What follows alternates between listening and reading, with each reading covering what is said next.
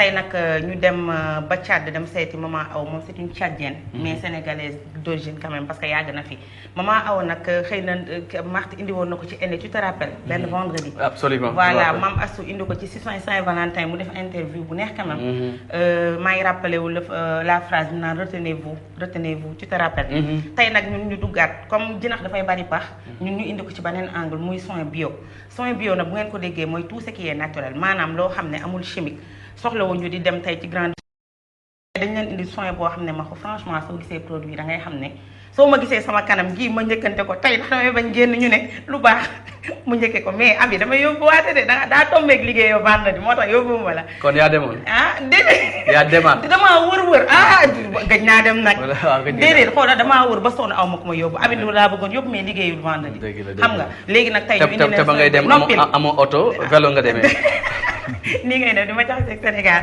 tey nag ñu indi leen benn soin bio boo xam ne c'est à base de poudre de ñebbe Ndiaye xam nga ko ñebbe xam nga ko Saloum xam nañ ñebbe naajo xam naa la limal su ma nee lim rek da nga naan nii ñaar algue del ko dégg nga ñaari soin ñu indi leen algue kon moo xam algue de mer algue xam naa mooy lan mooy ñax yu vert yooyu nekk ci biir géej nante la de gis nga soin boobu dañ leen koy indil indil nañ leen pois chiche benn produit boo xam ne dafa jaune la inde yi ñoo koy faral di utiliser donc loolu yëpp mu nekk ay ngëneel yoo xam ne maxu man foogoon naa ne franchement moo tax chaque fois looy gën a di dem da ngay gën di màgg di gën a xam tey nag Tata Awa indil ñu loolu defal ñu ko benn soin de visage boo xam ne def na ko gommage léegi nag balaa may dugg ci explication yi bu ñu paree damaa wàccaat foofu rek dem si point bonus nag boo ko déggee maxu mooy li ñuy maye rek mooy bonus bi ma gis ne que tey def nañ soin de visage ci à base d'algue man tam ma indi leen point de bonus à base d'algue rek fa nga des rek waaw Fatima defal ñu ko mais avant tout Baye Fall Papis Mbaye léegi da ngeen ñuy jox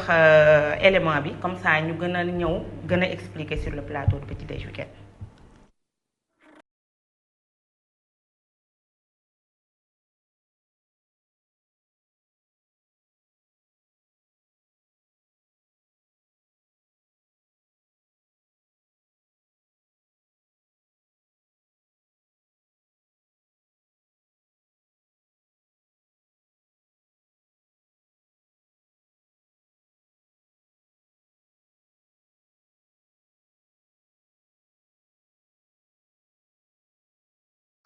Maxu pour plus d'explication parce que nga ne lii bu ci nekk am na lu nga xam ne moom lay signifier léegi sekk nañ waxtaan ak maman Tata Awa comme ça moom mu gën ñu expliquer son bi à base de lan mooy composant yi ak lan moo tax ñu koy def Mame Sidi su fekkee ne mën nañ am élément bi ak Tata Awa.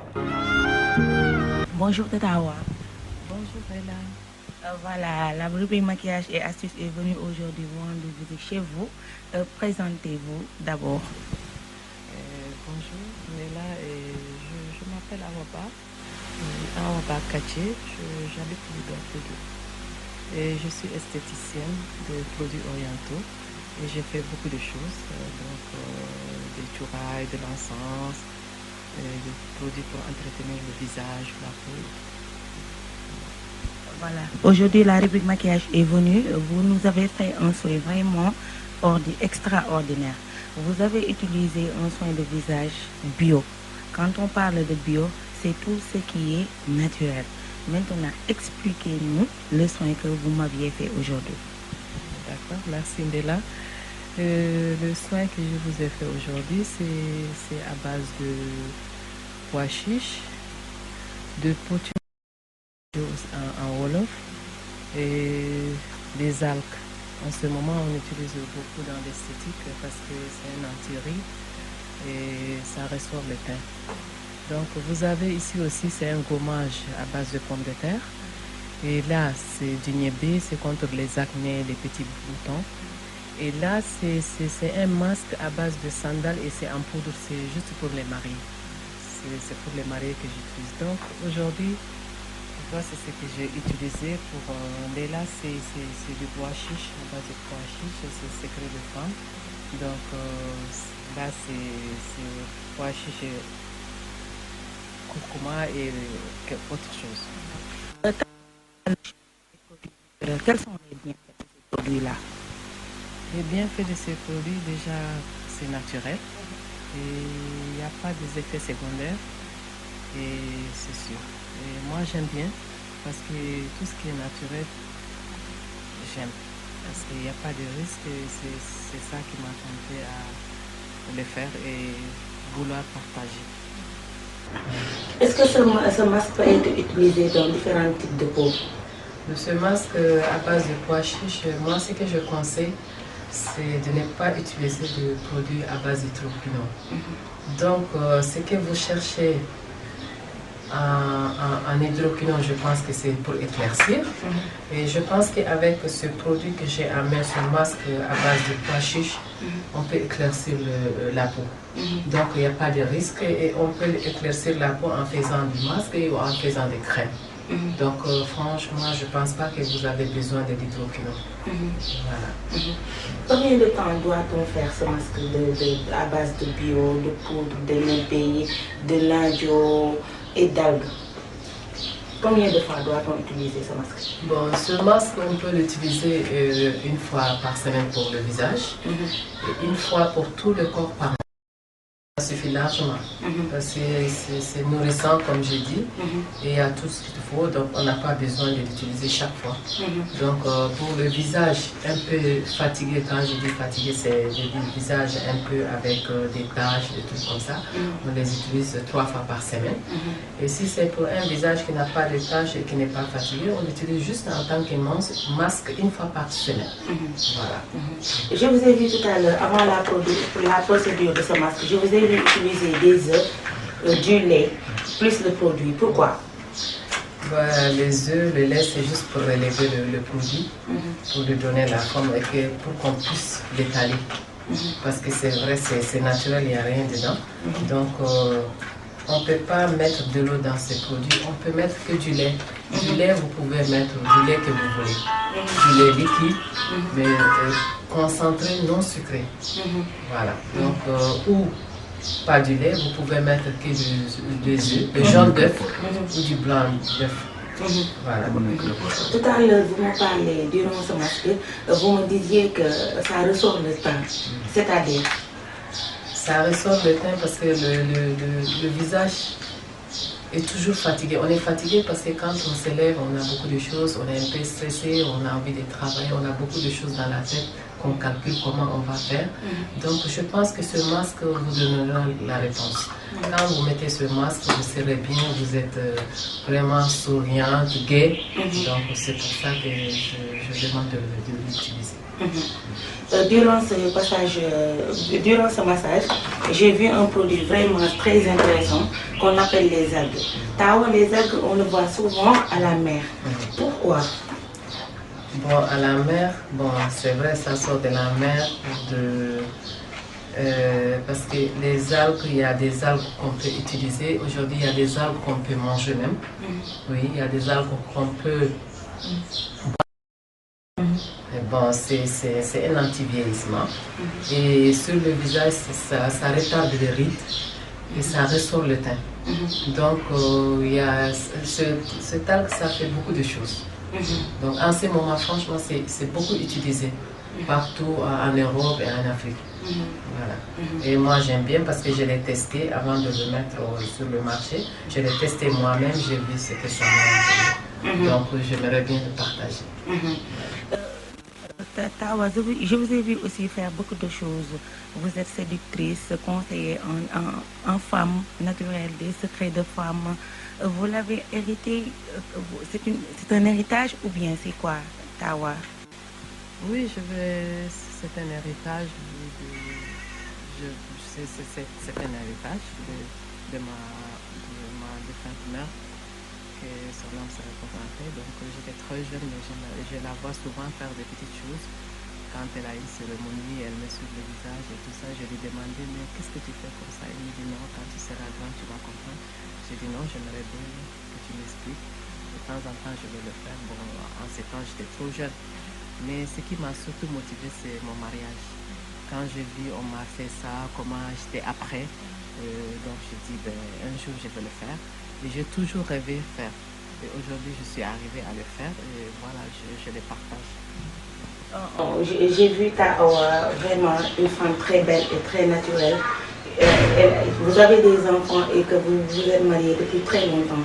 Et le secret réel de Taaw pour nos téléspectateurs de la rubrique maquillage qui vous regardent, quel est votre secret de garder la beauté naturelle, votre teint et aussi autre chose? Oui, c'est que c'est pas facile, mais je me dis aussi déjà en commençant par moins se stresser et puis se donner à soi, parce que ce que je veux dire par là, quel que soit le travail, qu'est-ce que vous avez comme occupation, trouvez un moment, même si c'est 5 minutes ou si c'est 10 minutes, faites un masque, relaxez-vous, mangez bien, rigolez, ça empêche de vieillir. Donc c'est des choses qu'on ne voit pas, mais ça compte beaucoup. Parce qu'on est tout le temps, souvent, on dit le travail, mais si vous pouvez sortir même une fois par semaine, s'asseoir devant la mer, juste prendre un peu d'eau, toucher le visage avec un petit masque, ça fait du bien. Moi, je me dis que manger bien aussi. Manger bien, c'est très important, c'est sain. C'est pas en mangeant beaucoup de sel ou en mangeant beaucoup de tomates, de bouillon qu'on va rajeunir. Non, au contraire, tout ça, ça fait vieillir et c'est pas bon pour la santé. Donc je me dis, mangez sain, mangez beaucoup de salade, buvez du jus de carotte, prenez du jus de citron, c'est de la vitamine C, ça va vous accompagner, ça va vous donner beaucoup de tonus. Donc c'est ce que j'ai à vous dire. Voilà, merci Taaw, la rubrique maquillage et astuces vous remercie de votre disponibilité. Merci beaucoup, merci Néa, merci Walfadjri. Merci encore une fois Tata Awa pour ta disponibilité. Merci pour l'accueil, merci pour yi nga xamné ni vraiment ay ngëneel la nga xam ko té waron ko mëna denc mais nga exposer ko à la télé nit ñi gën ci am bu baaxa baax ay leçons yo xamné ëlëk ñom dina ko def parce que amna poudre yo xamné maxu dañ ko doon romb ci suñuy wañ mais franchement mënu ma won xalaat ni ko war nañ ko mëna def di remercier bu baaxa baax sama doom ji mam Astukan Astuche moma yob ba ci maire bi di remercier Marthe aussi parce que connaissance am la mais aussi di remercier dem ba Pador Ibu Ngom xóot dabb xam nga daf maa bàyyi woon waaye léegi day bëgg di ànd ak man ma koy may tuuti buzz ndax amu ko waaw di remercier Papis Mbaye Papis baal ma àq ci tournage yi Papis awma oto mu ne ma waa xaar man Papis awma caméra Papis encore une fois merci lii lañ leen indil loon li nga xam ne Tata Aw moom la leen andil vraiment ñu koy remercier bu baax a baax mais nag duñu dem dañuy ñëwaat toujours reste ci soin boobu. waaw c'est soin boobu. fan laay ñëw mais avant cela dañu siy nuyu madame Seck. Aji duñu fàttali nag madame Diena madame Diena ngi seetaan ak gorom bete ñu koy jaajëfal ak Diène. voilà sama doom koy toppatoo bu baax maa ngi leen di nuyu bu baax. di leen souhaiter un très bon week-end. ñu ñëw. ñu des ci algues yi. ci algues yi. waaw algue mooy lan yow. waaye mooy ñax moom rek yow déggoo. Fatmata Sey nee na mooy salaatu géej. xam nga moom lébu la. boobu la joxe ci voix bi. Fatmata Sey nii. la Rufisquoise Sey ñenn ñoo leen di simmi.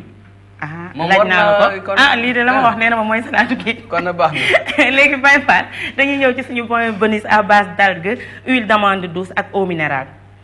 tey seen point bonus di leen indil soin de visage à base d'algue maanaam daal lii di salaatu géej doon na loo xam ne nag xam nañu ko te yomb na am dafa am ay vitamines ak it acide gras loolu mooy tax muy naayil kanam di ko gën a jox leeraay tey dindi lépp loo xamante ni coono la yu nit ki di mën a am ci kanamam. mélange bi nag yomb na benn kuddu poudre d'algue ngay jël boole ko ak beneen kuddu huile d'amande teg ci lii di tuuti eau minérale daal di ko jaxase mu doon pat boobu nag ngay def ci sa xar kanam daal di ko bàyyi ab diir maanaam genn wàllu waxtu soo paree nga raxas ko ak ndox mu set wecc nga gis ne nag sa kanam day gën a naay yi bu fekkee ne amuloo poudre bi mën nga dem jëri ji lii di algue bi sa géej ga salaatu géej gi ci nañu koy fekkee ca tefes ga mën nga ko amee ci noonee daal di ko defar ba mu baax ay ngëneelam nag bari ni ki niñ leen ko waxee sànq ndax bokk na ci li nga xam ne day may nit ki leeraay di naayil kanam day tax tamit doo ñàkk lu bari te day dindi lépp loo xamante ni ras-ras la ci kanam maanaam daal doo gaaw a màgget kon bokk Ndella lii moo doonoon tey jii seen point bonus masque de visage à base d'algue huile d'olive ak li nga xamante ni moom mooy eau minérale di leen jox dig daje beneen gaaw ba tey ak seen beneen point bonus. du gis nga lii. waaw di ngay dem géej. waaw lu bëri moom. xoola nu mu tudd Luka. amoon naa tur bu bees Luka. ay xaaral. waaw zéro dimbali ma. kula soo dematee géej xoolal soxlawu sax yéen góor ñi ngeen di naan ay da ngay dem di ko mélanger ay eau yow soo demee algues yi noonu naturellement da nga koy jël rek xoolal nga teg xoolal bomb sa kanam ba mu set xam nga da nga koy gis day ñëw si tefes nga bomb ba mu set boo paree jël ndoxu géej gi yow lan ngay dum mooy li nga wax grave parce que xam nga déglu ma am na ñoo xam seen dëkk amul géej kajoor yi déedéet ñoom laa wax man waxuma déedéet ma boo leen waxee ñu nekk fii Dakar ñoom ñu lay seetaan yow ni nga may bu ñu nekkee Dakar ñu mel ne ay ñoom Saneex yooyu nga xam bon xamuñu ndox Saneex mi nga xam ne ci wetu géej gi la dëkk bu demee di def nii balaa di dem ak ñaamul yi gis nga ñaamul laa man maa ngi dëkk diggante Louga ak Jox na kon man xam naa ne xaw ma géej mais des fois boo demee soo ko mënul rek wutal ku la ko wutal ku la wutal ay algue voilà algue bi dina am ay poudre mais xam naa peut-être poudre bi di ngeen koy gis ci grande surface yi comme ni ñu leen ko waxee ak huile d'olive moom ngay mélanger ak eau minérale def tuuti ba mu nekk pâte homogène nga def ko masque Tonton Ndiaye même chose yow sax nga ni lan nga ma fi wax sànq ci plateau bi yow nekk li nga da ngaa taxaw rek ma gis affiche ci yow ma ne la yow boo defee cinéma jàll yow war nga maa xool rek yaa xam ne maa mun def cinéma ko gis de li ma la wax nii sama cinéma nag fii la yem de ci plateau bi jéem ko nekk amélioré parce que après day doon leneen ak leneen daf la bëgg màggat loolu mu naan la Tonton Ndiaye c'est que yow da nga am problème am benn problème maxu lii lañ leen indiloon di remercier bu baax Fatmata Seye ci voix bi mi ngi noonu dem leen ngeen defi ji ko xam naa dinañ leen ko envoyé suñu page Facebook comme ça ngeen gën ko utiliser ku amul algue et puis ñi nga xam ne dañu am allergie produits de mer aussi gis nga jox nañ leen ñaata temps lay def bu mu yàgg parce que produit bi c'est un peu picotant parce que soo defee algue bi des fois dafay tàng day xaw a saf tuuti waaw xam nga kii de mer moo mel noonu mais bu mu yàgg da nga koy def tuuti mu def effet en plus da ngay gis dafay rocc sa teint bi bu mu set wecc parce que dafay éclaircir teint bi donc tey lii lañ leen andiloon ci seen rubrique maquillage et astuce di remercier ñëpp nag damay siy Fatima bu baax a baax